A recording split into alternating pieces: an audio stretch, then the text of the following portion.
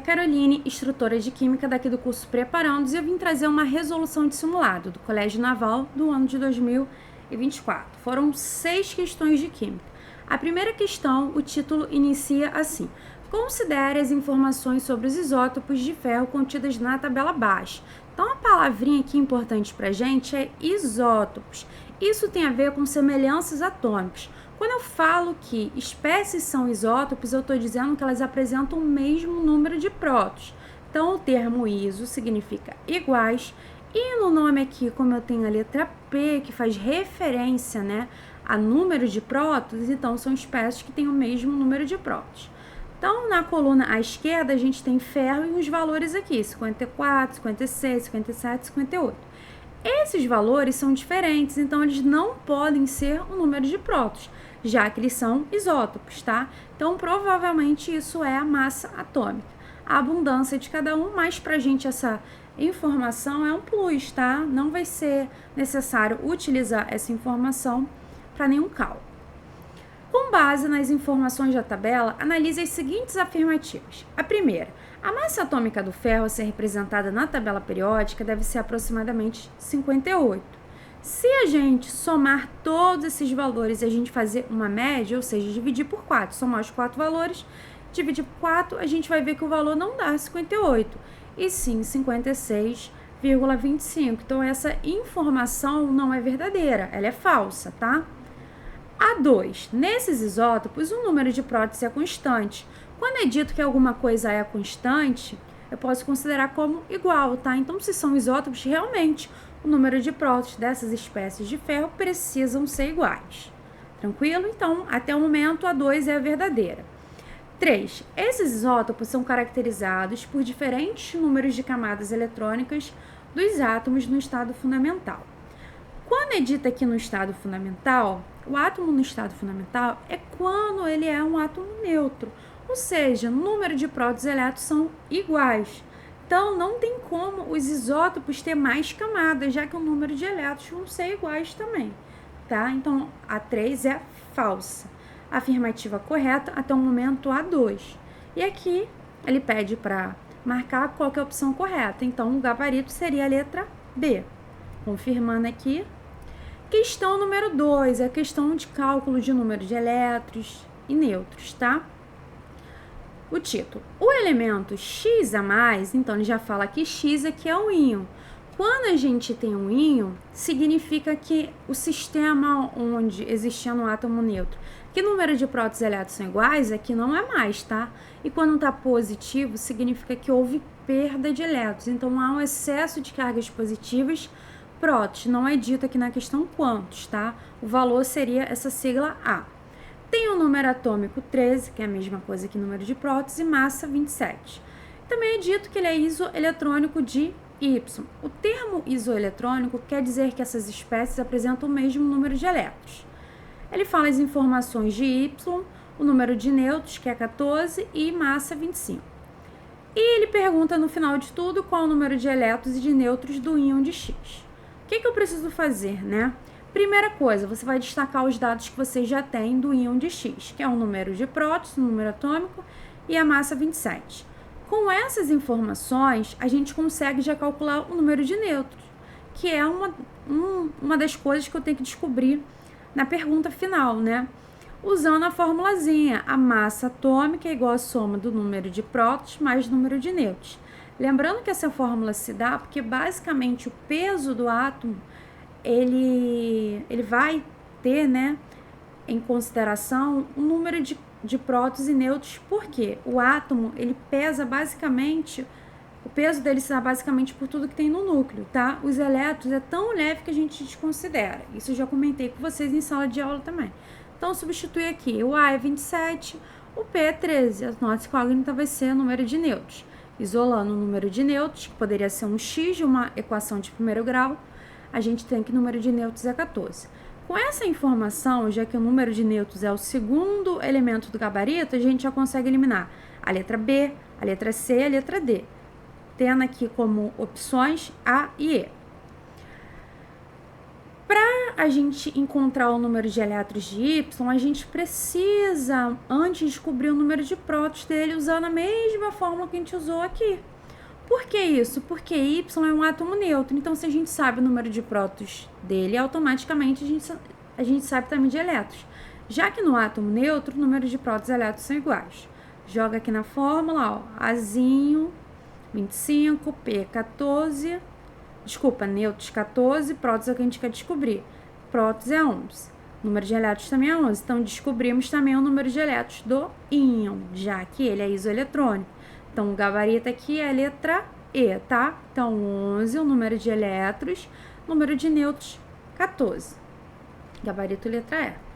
Questão 3 é uma questão sobre tabela periódica, onde a gente precisa, né, lembrar dos nomes das principais famílias e também saber identificar os períodos. Então, eu coloquei aqui uma tabela periódica que eu já disponibilizei para vocês no Google Sala de Aula, na atividade de tabela periódica. Então, as linhas horizontais, que são 7, são os períodos, tem a ver com a quantidade de camadas que o átomo pode apresentar. Lembrando que essa parte aqui, ela faz parte daqui, dos metais de transição. Eles são chamados de metais de transição interna, tá? Então, as linhas verticais são as famílias, período deitadinho, linhas horizontais. Então, o primeiro elemento aqui, ó, do cofre, ó, que ele fala, para desvendar o segredo de um cofre, é necessário identificar os símbolos dos elementos químicos na tabela periódica, a partir da localização. O primeiro elemento é um calcogênio do terceiro período. Calcogênio é o nome da família 6A ou 16, família ou grupo. Então, o terceiro período, primeiro, segundo, terceiro seria enxofre. Vamos lá nas opções. Então, a gente já consegue eliminar a letra B e a letra D. O segundo elemento é o metal alcalino do segundo período. Metal alcalino é a família 1A. Do segundo período é lítio. Então, enxofre e lítio. Ali, voltei aqui, perdão. Lítio. Então, enxofre e lítio. Então, letra A e letra C. Terceiro elemento, halogênio com maior número atômico. Vamos lá para o grupo dos halogênios. Os halogênios é a família 17, ó. Ou 7A. Então, halogênio com maior número atômico é esse aqui, ó. Tenesso.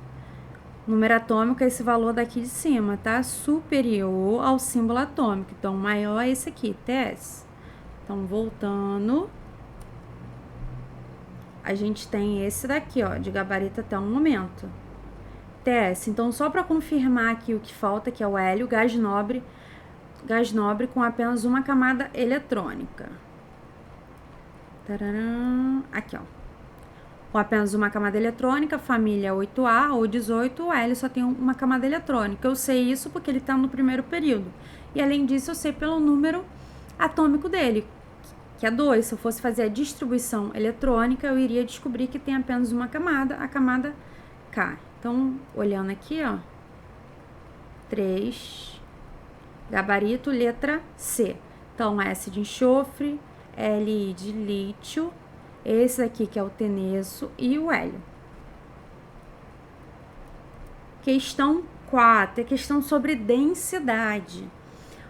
Uma temática que a gente viu lá no primeiro conteúdo sobre matéria.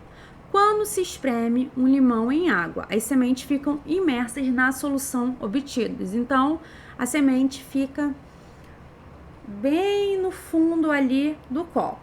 Ao adicionar açúcar, é possível observar que as mesmas sementes passam a flutuar. Então, antes de se jogar açúcar dentro do copo, né, que tinha um líquido, que era a água com limão, a semente ficava no fundo. Significa que ela era mais pesada que a solução. Ela era mais densa. A partir do momento que adicionou açúcar, a semente não é mais densa. O que passa a ser mais densa ali é a solução, tá? Por conta da adição de açúcar. Considerando seus conhecimentos acerca de densidade, que é a relação matemática entre a massa de um corpo e o volume, esse fenômeno acontece por qual motivo? As sementes diminuem sua densidade? Não muda a densidade, tá?